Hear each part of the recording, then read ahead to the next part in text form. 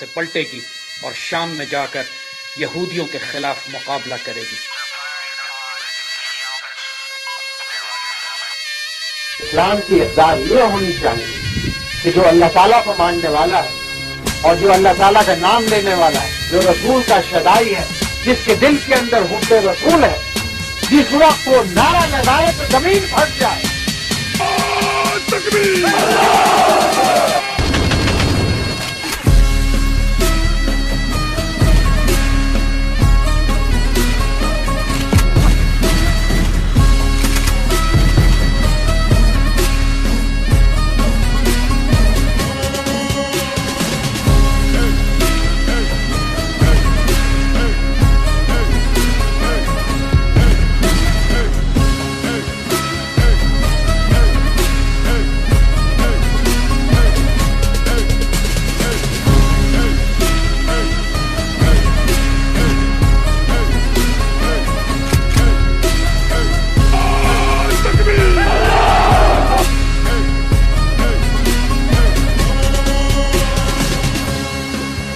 पाकिस्तान के बनने का मकसद ही यही था कि यहाँ से सैयदी रसूल सल्लल्लाहु अलैहि वसल्लम की ग़ज़वा-ए-हिंद की हदीस मुबारक में पूरा होना।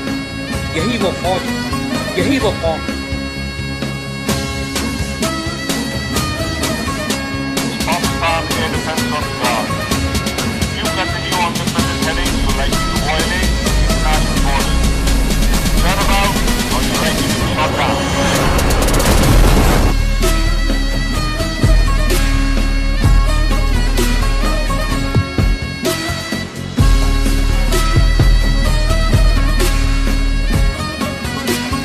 ग़ज़वा-ए-हिंद सैयदी रसूल सल्लल्लाहु अलैहि वसल्लम की बिशारत भी है और पाकिस्तान की तकदीर भी।